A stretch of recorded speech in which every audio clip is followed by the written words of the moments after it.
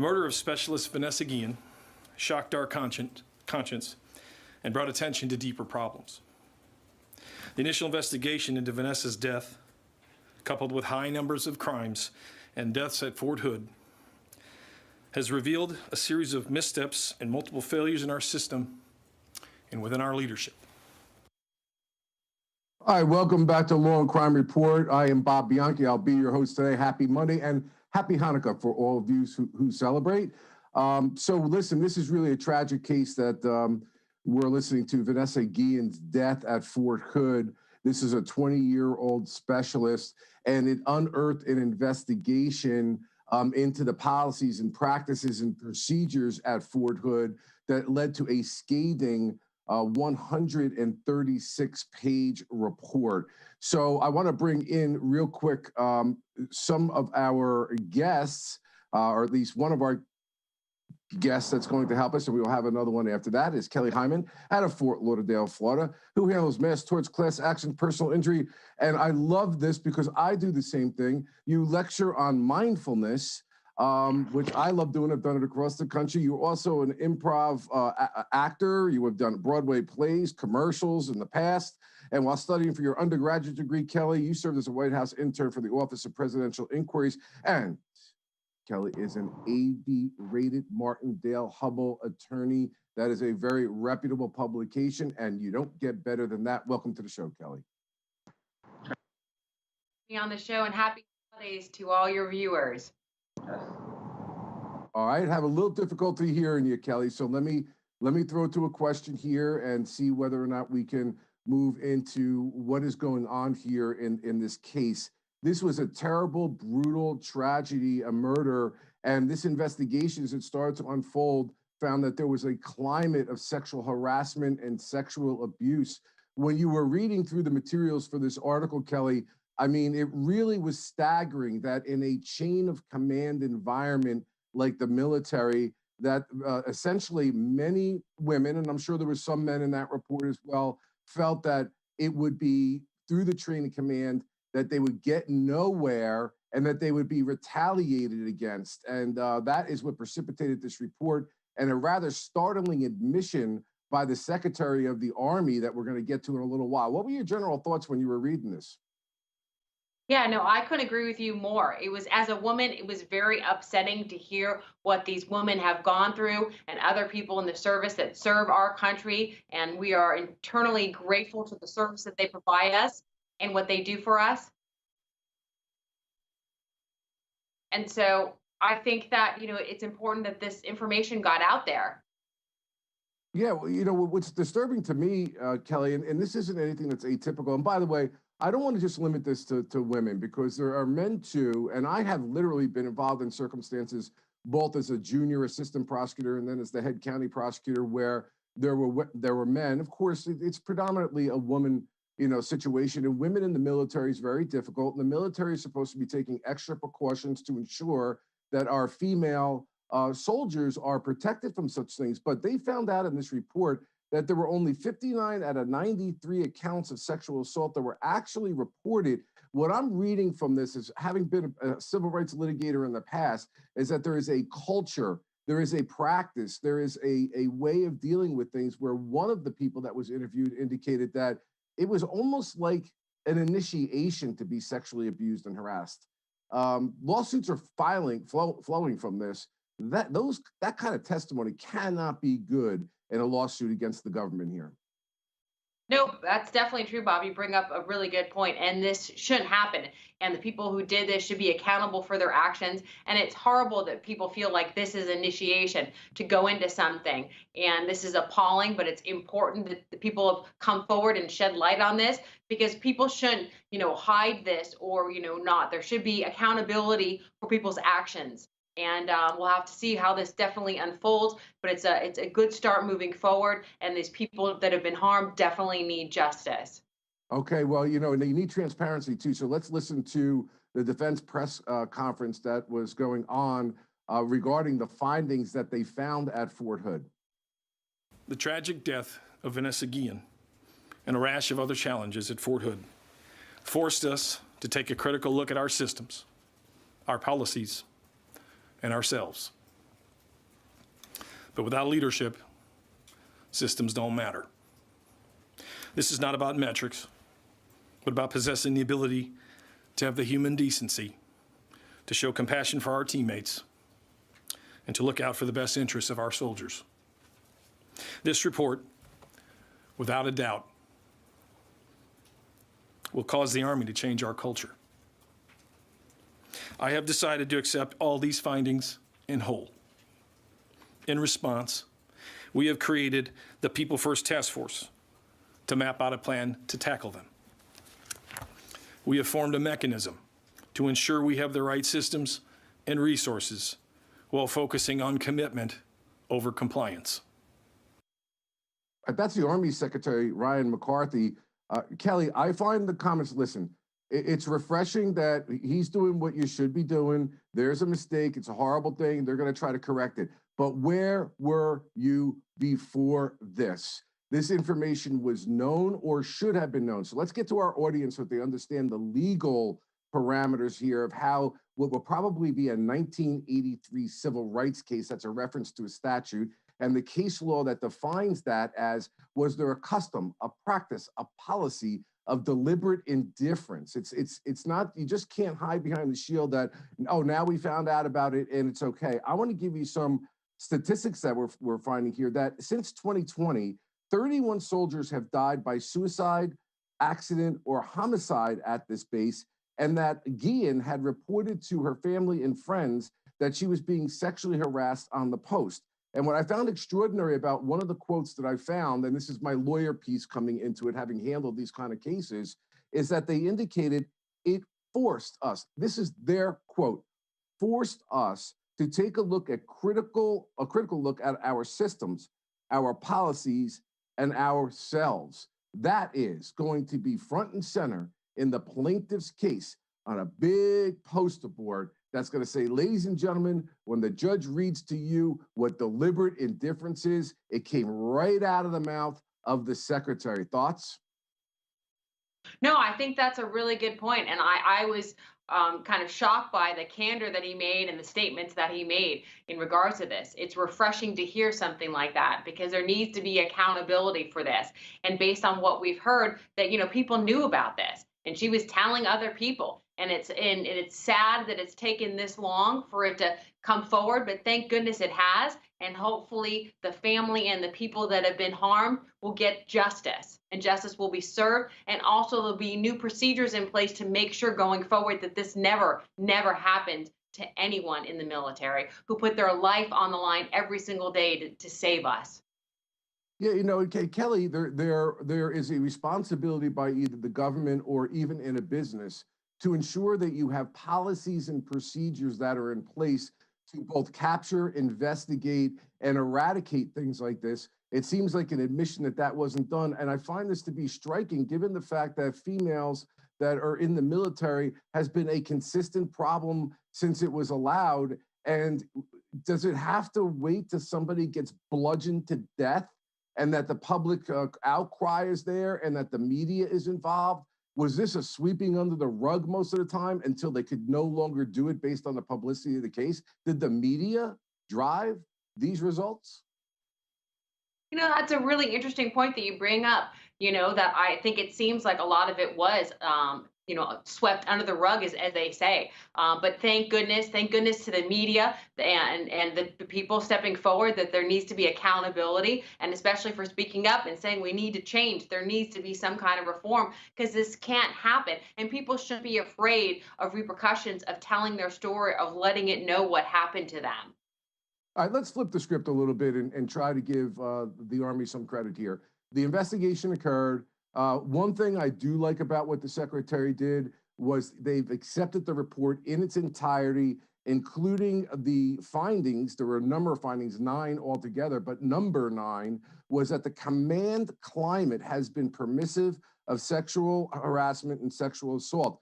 I have found in my career, because, Kelly, we got a lot of crime aficionados here that watch us here at the Law and Crime Network, and we have a lot of lawyers that watch us as well. But from a media messaging point of view, this was definitely the way to go. You got to fall on your sword, because when you get a report like this, if you start pushing back on it or whatever, and you wind up at trial, you're going to have a lawyer that's going to be sitting there saying, even after this report is commissioned, even after all of these deaths, all of these situations, you still refuse to be transparent and you refuse to make corrections. And I see that happening time and time again, the actual opposite of that in the shows that we cover. So from the standpoint of a defense strategy, that is, if you were representing the government, would you have advised the secretary to go up and give this very transparent and open press conference? I think it's important. I think there needs to be some kind of transparency to it. And I think that the American people, especially when want to hear the truth, I mean, they want to hear and they want someone to be accountable for their own actions. And especially if they want, from a PR standpoint, to move forward for people to enlist in the military to be accountable. And I think it was very smart of them to do that strategically for the services, but also to be accountability, to say, you know what, this happened, and we accept this report and we're going to move forward, and there's going to be change. And I think that's important. If people go, you know what, they're stepping up, they're saying, this happened, they're being accountable, and they want it to bring about change. So I think from a defense standpoint, it was very smart. And also from a PR standpoint, it's very smart as well. Yeah, another smart thing is to send a message to the command staff, because the fish rots from the head down. We have 14 base leaders, including 2 generals, removed or suspended. That's a good start. We'll be right back.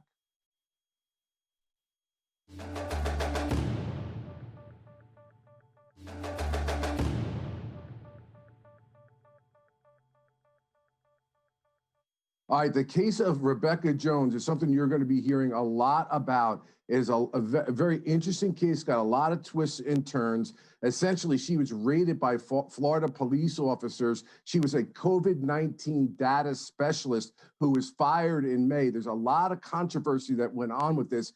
And right after she was charged, in compelling video that was shot with the police entry, with respect to a home where she had her kids and her husband, she went on Chris Cuomo's show. I've watched it like 2 or 3 times. It was fascinating because, as Chris Cuomo notes, and I don't know if it'll be in this clip, very often defense lawyers do not want their clients on national TV speaking about a case right after they were arrested. Let's take a look. They took my phone and they took the computer that I use to run my companies. And on my phone is every communication I've ever had with someone who works at the state, who has come to me in confidence and told me things that could get them fired or in trouble like this. And I just want to say to all those people right now, if he doesn't know already, DeSantis will know soon enough that you've been talking to me. So be careful. So be careful. Kelly, let's take a little dive into this case and how this all developed. So she was the person who they had enough confidence in to have her do the COVID-19 dashboard for Florida. And what her allegations were that ultimately got her fired for quote unquote insubordination, which in police practice world, that or in law, in any kind of government official in the executive branch, is the garbage can of things when you can't identify anything else. We call it insubordination. And she was basically saying that she was being told to manipulate the figures and the data in order to open Florida sooner than should be expected, that she wasn't going to go along with it, and then she was fired. Now, the allegations here are that she went into a government computer system, was sending out text to individuals, basically telling them, look, it's your responsibility to step up. Let everybody know what the government is doing. Let them know that there's a greater danger out here, that the data is being manipulated. The cops supposedly went to the IP address of the individual, found her, got her computer. She vehemently denies that she did that, and indicates, which I happen to know from personal experience, and of course every place is different, that my ability to be able to access government data accounts ended when I was fired from the job. They typically take down your email and all access that you could have to communication. So there will be a legal dispute as to whether the government can prove she was behind a computer that did this. But by the same token, she's really bringing out a disturbing thing where she is saying that the governor himself is behind this in using law enforcement. The governor denies this, but using law enforcement to come in on a raid with guns drawn against a data scientist, not a person who is threatening or violent in any way. And this is mere retaliation to send the message. Last point before I get to you, Kelly, about your thoughts. She warns everyone that she spoke to, whether it be through her telephone, because they have her telephone, be careful. DeSantis, referring to the governor, knows who you are. You're next. Wow, this is a doozy. What do you think, Kelly? Yes, it's very, very powerful. And as a Floridian, as being in Florida right now, people are struggling with COVID, and my thoughts and prayers go out to them personally, and especially thanks to our first responders and our doctors that are out there saving people's lives. I mean, these are serious allegations on both sides, but as she is innocent till proven guilty. So we're going to have to see actually how this plays out. But it's very, if her statements are true, that there was some kind of issues to hide people in regards to the COVID numbers. It's very upsetting because there needs to be accountability and transparency, and people need to know what's going on in order to protect themselves and their loved ones during these very stressful and uncertain times. Kelly, I have been a proponent, having been a prosecutor that ran an agency. We are appointed prosecutors here in the state of New Jersey. The governor appoints you with the consent of the Senate, as opposed to elected prosecutors. And because there's a political connection there. And I have been seeing more and more than I ever have in my career, whether it's one party or the other party, the use of political people involving themselves in the criminal justice system. When I was appointed, the governor called me up after I got sworn in and said, "Thank you. Congratulations, do a great job. You'll never hear from me again," i.e., there will not be interference. I'm getting to a point where if it turns out that the governor had anything to do with this, or if the governor's minions knew that this was something that the governor wanted, that I am extremely getting concerned about prosecutions, including a prosecutor would weigh and balance here. Okay, assuming we can prove she even did it.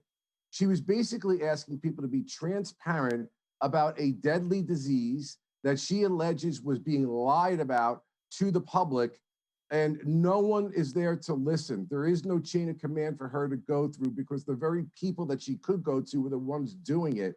The prosecutors, I think, would look at that typically, if they weren't politicized, as technical violation of the law, but we're not going to lay the hammer down because there was a good purpose behind it, even albeit it may have been illegal. What are your thoughts about all that? No, I mean, I think you bring up a really interesting point.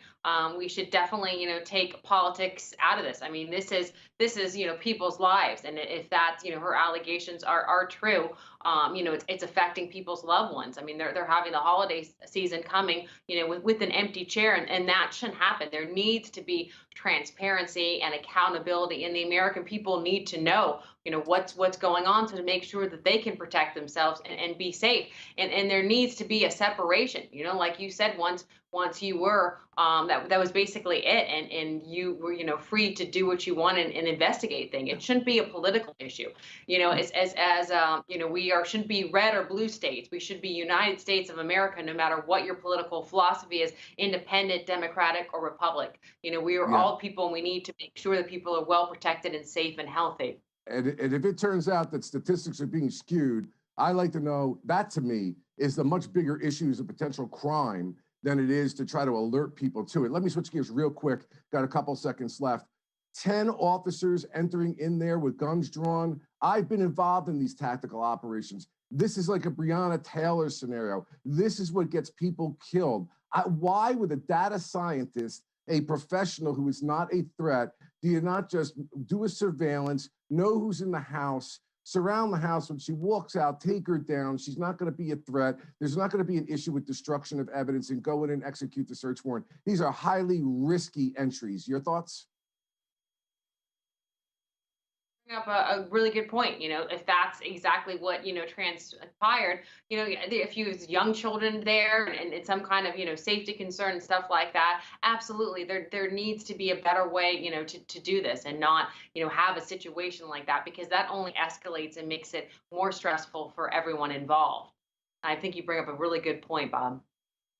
Yeah, okay. Listen, I wanted to switch gears real quick, because I think that that's a story that we really could get into. And you guys know here that follow us at the Law and Crime Network, I am a law enforcement supporter, but There are certain things that I'm just seeing out there that are breaking norms. People think that that's a good idea. Those norms keep people safe. They keep the police safe. They keep the individual safe, and you can still conduct your investigation. I just hope to God that the allegations that things are being lied to in the state of Florida and that the woman they put in charge of putting accurate statistics to keep the public safe was not manipulated so that they could open early. And we've seen what's happened there and in other places as a result. Anyway, a judge is to decide if a search is illegal in St. Cloud in the killing of Nicole Montalvo. There have been several hours of testimony that have been presented in this case where the body was found dismembered. They are arguing, the defense, that the search warrants that were received by the police departments were misstating facts, were inaccurate, and therefore that search was illegal. That's what's going on in court right now. Let's go to a clip of the victim's mother on the witness stand.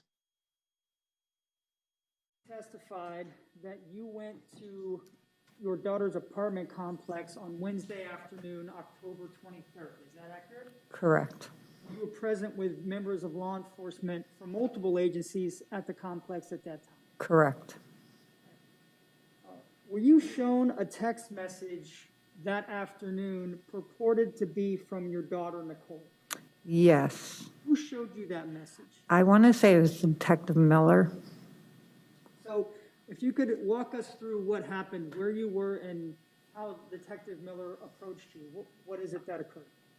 We were still standing outside waiting to get into her apartment. We were trying to determine if she was inside or not.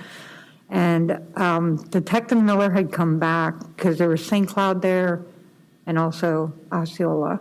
Detective Miller had come back and he was walking towards me with his phone, and he said, "We received a text message that Angel got from Nicole."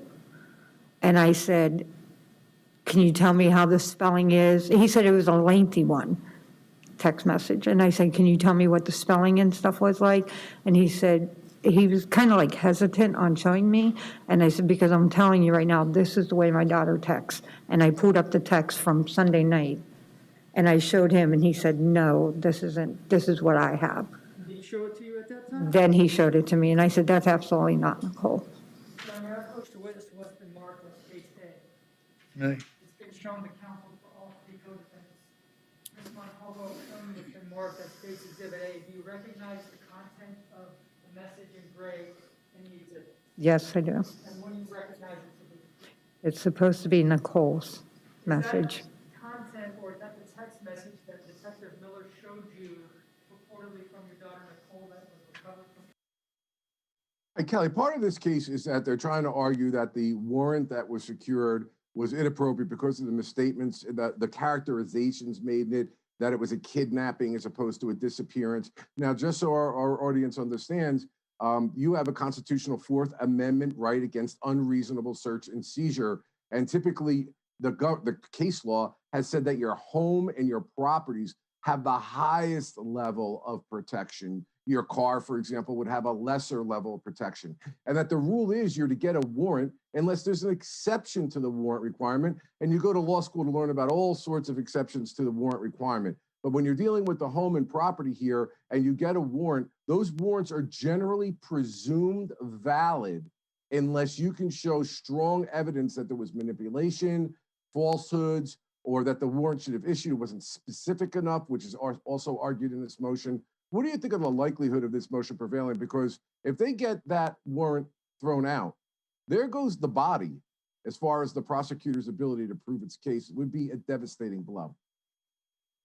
No, Bob, I think you're right. I think if that is excluded, I think it's a devastation blow to the prosecution. The likelihood of them excluding it, that's pretty tough. I mean, like you said, they're presumed valid, but they do make some interesting arguments that there wasn't a kidnapping, so that the information wasn't accurate. So ultimately, we're going to have to see what the judge makes a determination on.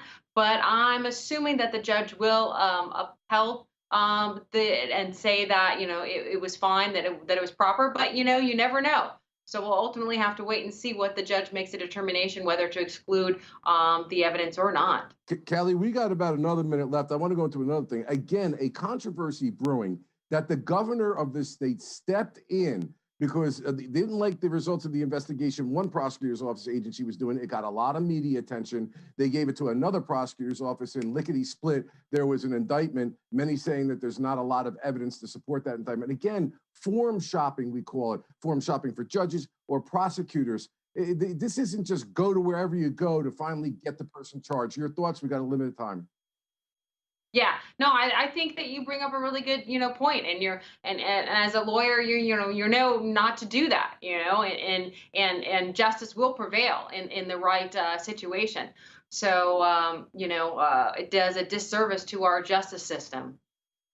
Well, I'll tell you what, one other thing is that apparently a cache of evidence has come out according to the reports that are in the press, and there's not anything that's really showing how the murder occurred, why it occurred, things of that nature, which is even leading to greater speculation that this was a political prosecution. That's why it was removed from one place to another. Not saying that these individuals did not do it, but you can be assured defense attorneys are going to make a lot of this when it goes to trial. We got a lot more here on the Law and Crime Network, including some federal execution issues that are kind of squirrely. We'll be right back.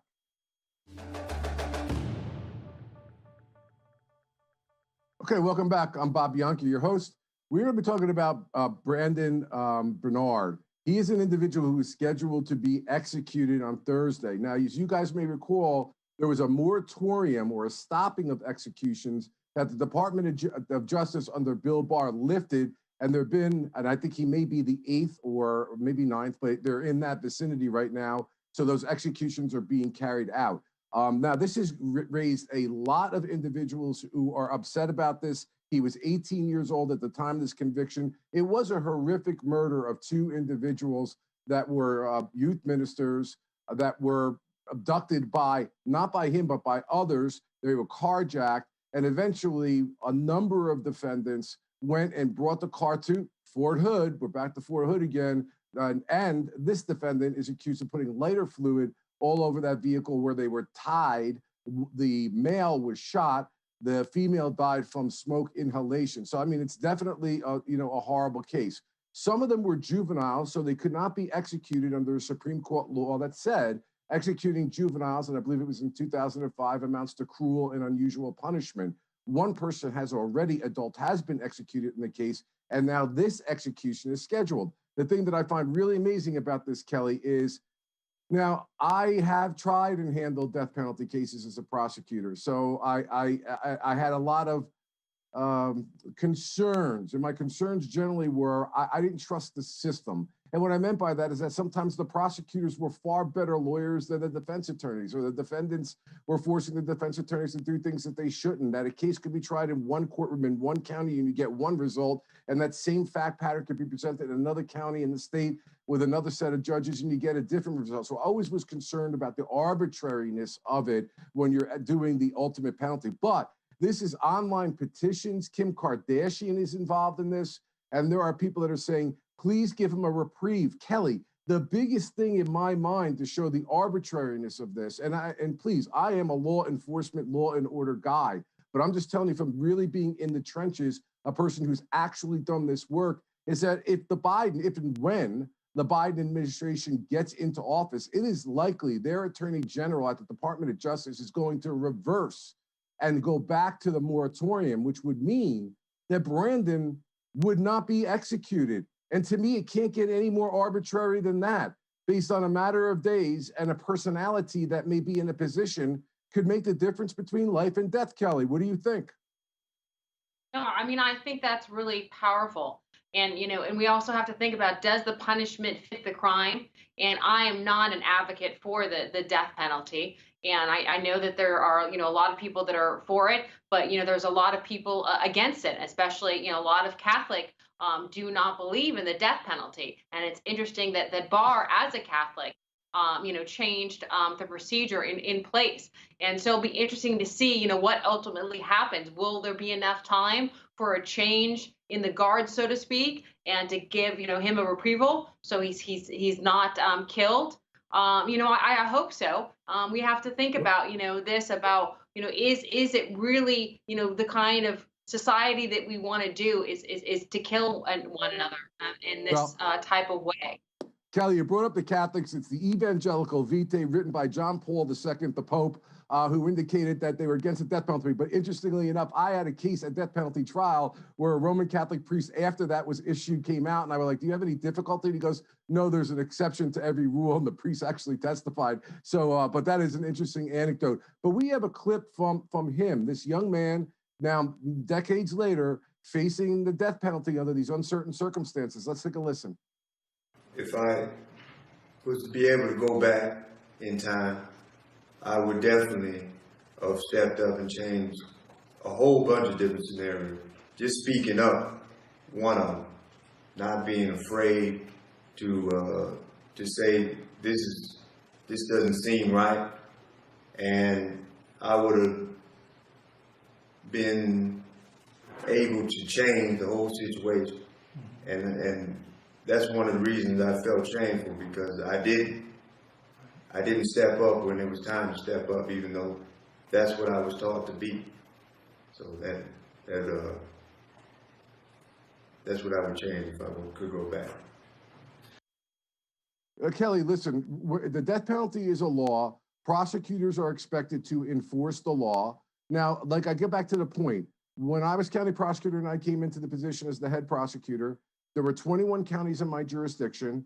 There were, and in my county that I came into, every murder case with the exception of one was filed as a death penalty case, wherein you could step over a county line into another county where I think there was only one out of all the murder cases that they had filed as a death penalty case. So, but by the same token, the conundrum that you come to as a prosecutor, that even if you're against the death penalty, is it is the law, you swear to uphold that law. You certainly have a lot of discretion as to what it is and when you impose it and when you don't. Those county differences are an example of that.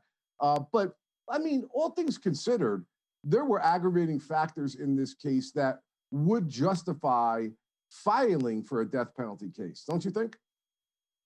No, I think you bring up a really good point. I mean, I live in Florida, and Florida is, a death penalty state, and ultimately, states' rights, and the state can decide whether it's gonna, have the death penalty or not. But I think that's important. I mean, you brought up, a lot of people came out and spoke for his behalf. We got, a famous celebrity, Kim Kardashian, out there, speaking out, for him.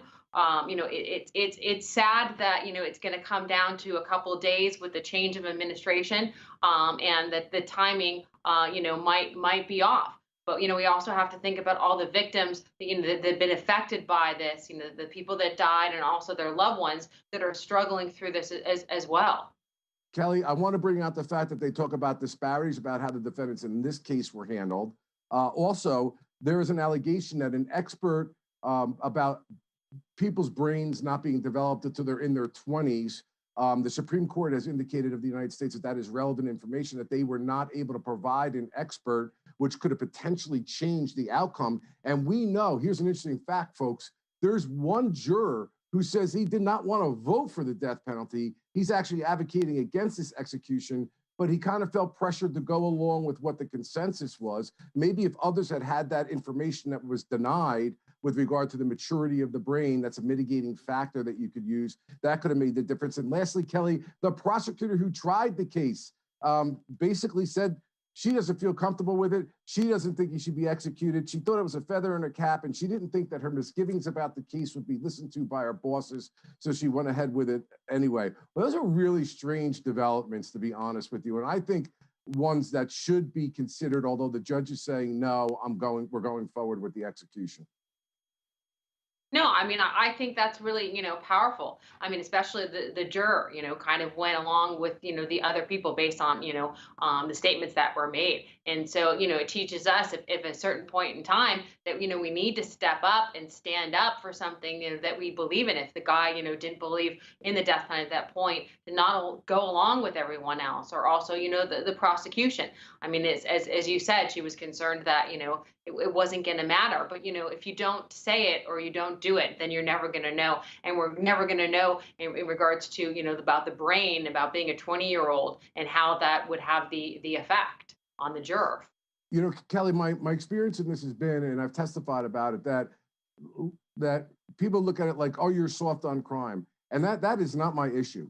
I think this is a worthy death penalty case to bring if you have a death penalty. My problem is the inconsistencies and the things that we're bringing up, and the fact that in less than 40 days, this person would not be executed. And I don't think that these kind of judgments should be made on such I don't know, humanly fallible grounds. I mean, it's just this case more than ever says to me, you need to stop, because it's likely he would not be executed in the Biden administration. This is problematic to me on this particular case. Stay it for a little while. It's many years since we've had an executions that were even imposed. We got them now. This one can wait.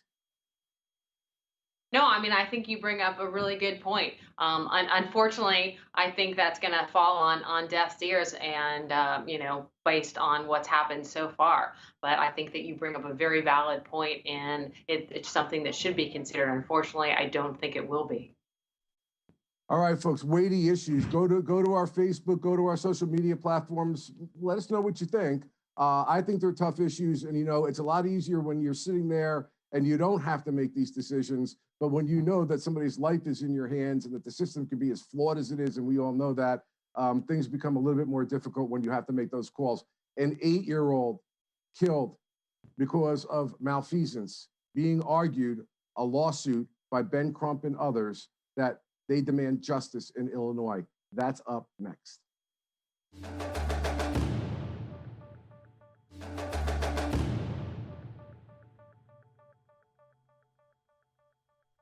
No sadder cases than the beautiful innocence of children that are killed, that we all too often have to cover here, gavel to gavel on a Long Crime Network when they are going to trial. But 8-year-old Rika Roundtree was beaten by her father's girlfriend, kicked in the stomach so hard that she died. Both of them are serving prison sentences for that. However, that's not going to be the end of the story. The mother has hired several attorneys to file a civil suit against the Illinois Department of Child and Family Services. Let's take a quick listen to what occurred with regard to one of those attorneys, Ben Crump, at a press conference. I mean, this has been the worst 2 years of my life. Like, every day waking up knowing that I put everything I had into me to try to save my daughter's life. Every single day was a nightmare, trying to get anybody to just listen to me. Just trying to get anybody to listen to me. So even outside of me trying to get somebody for 2 years, thinking that nobody else was reporting, to find out the schools were reporting. And, even DCFS wasn't even listening to the school. I mean, my daughter's got black eyes, broken teeth. She's got her hair shaved. She's sitting in class, limped over, like, in the teacher's words, an 80-year-old woman. Just not being able to move, the psychological, that she went through talking to DCFS. Like, these are supposed to be people that are supposed to protect our children. And there's no way that you can look at my child before and after and tell me that everything in between was okay. That's heartbreaking. Those are the facts that not only alleged by her, but in court documents where they're indicating state employees that the father and girlfriend violated Rika's, quote, constitutional rights by failing to stop repeated instances of abuse reported by the girl's mother and a school nurse. Kelly, let me go to you first, okay? So we handled so many sad cases like this in the prosecutor's office, where the Division of Family Services, they're called different things, Child Protective Services in different states, have daunting caseloads. But then you see cases where there's such a disparity. I have clients that come to me now and they're being investigated, and like big time investigated, for minor things that you would be like, don't even, in my mind, represent a danger to the child's health, safety, and welfare. And yet you have this, and if these allegations are true, you have school officials and a nurse, independent people, reporting this, and nothing's being done. Why do we continue to see this throughout the country, where minor things are being looked into, but these major red flags that they should be going after with full vigor are missed? Right. This is a tragic no matter how you look at it. I mean, to lose, a loved one this way, my thoughts and prayers go out, to the family. But I think you bring up a really good point. I mean, a lot of these people are overwhelmed by work and have so many cases. But we need to find a better way to deal with this and resolve this and make sure that, this information is properly done and the children are protected. I mean, the children are our future. They are future generations. And so we need to make sure that we protect them the best way possible, and changing some policies and procedures, I think, that might, help that, or, trying to get more funding to help, the people that are, dealing with this on the day-to-day groundwork, to make sure to, follow up about the nurses' complaints, and to make sure that child is safe and well protected. Kelly, I'd like to ask your opinion. I ask many guests, especially when it's in this area. In many states, I don't know about Illinois in particular, but in many states, there are immunities that are granted to government officials. And that is, in essence, a layer of protection that's higher than the ordinary person gets in terms of protection from civil liability. And it always comes down to the reasonableness question. Now, I know that there's a lot of criminal justice reform advocates and people out there that want to get rid of these immunities because they believe it could create lawless conduct or allow lawless conduct to occur. I like to give the other side of the argument as to why those immunities were put into place. And it was to ensure that you could get great and competent people into office, like when I was prosecutor, who aren't going to subject their entire families to lawsuits and potentially frivolous lawsuits over actions they take in good faith. The problem with that is that if you're acting in good faith, I get why the immunities are there. But if you're not acting in good faith, or you are egregiously in error in violations of policies and procedures, I get why people want the immunities removed. What are your thoughts?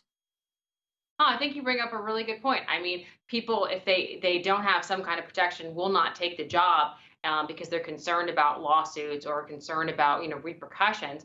But then we also have to make sure that there is accountability, and so that if someone is harmed and they're not doing their job, that they're accountable to, the people and to the children. So I think it's an important balancing act. We want really good people. We want to protect them, but we also need to make sure that if people get in there that are not doing the right job, that they're taken out of the job, and there needs to be some repercussions and accountability for the harm in which happened to these beautiful children. Yeah, and just to be clear, the immunity doesn't mean that it's a get out of jail free card. It just makes it harder for the plaintiff to prove its case. And it is an obstacle in those cases, not an absolute bar. So that's really an interesting conversation that we need to continue to have in this country, because there's legitimate reasons for it, and then there's abuses that occur with it. In fact, Kelly, do you know that prosecutors, at least in my state, if they're presenting false evidence in a courtroom, and a judge in New Jersey has absolute immunity, they could make a completely false rule. They could put somebody in jail they know is completely innocent, but if they did it pursuant to a court action that was occurring in the courtroom, they give that absolute immunity. Of course, the idea is that judges and prosecutors wouldn't do those things. Right. No, absolutely. And they need to be accountable for their actions, whether some issues with the bar, and to proceed, honestly and integrity and with ethics. And we hope that that doesn't happen. Yeah, Kelly, what are your thoughts about public service announcements here? What can we do to better protect our children from these continuing horrible instances where others around know, and somehow it either doesn't get reported, or if it gets reported, it's not being investigated properly? Is there a solution? Is there a fix? Does it require a national standards? I mean, I know that these workers, for the most part, want to do the right thing. Make no mistake about that. That has been my experience for the most part. What can we do better, Kelly? I think there's a lot we can do better, but I think that the national standard sounds really good. That there needs to be some procedure in place, like when the nurse, makes these claims, that they are investigated in a timely manner, and there's some kind of reports, and also accountability, and and making sure that this is done, or having someone to investigate this. I know that the people are worked really hard and underpaid and overworked, but there needs to make sure that everything is investigated and there are procedures in place. And I think your idea about a national kind of standard, it would be a great idea. Yeah, and we seem to find a lot of money during COVID to do things that we never thought we could do before. I would also suggest that my experience in law enforcement is that they're always telling you to do more with less, more cuts, less staff, and then they want us to be able to handle more and more problematic cases like that. So that is something that needs to be looked at as well, because I look at this as a national health crisis and a national tragedy as well. Anyway, guys, that's it for the Law and Crime Report today. Thank you, Kelly, for being on the show. I'm hoping you all have a great weekend. You can find me at rbianchi ESQ. I will be back Monday. Regularly scheduled program is next.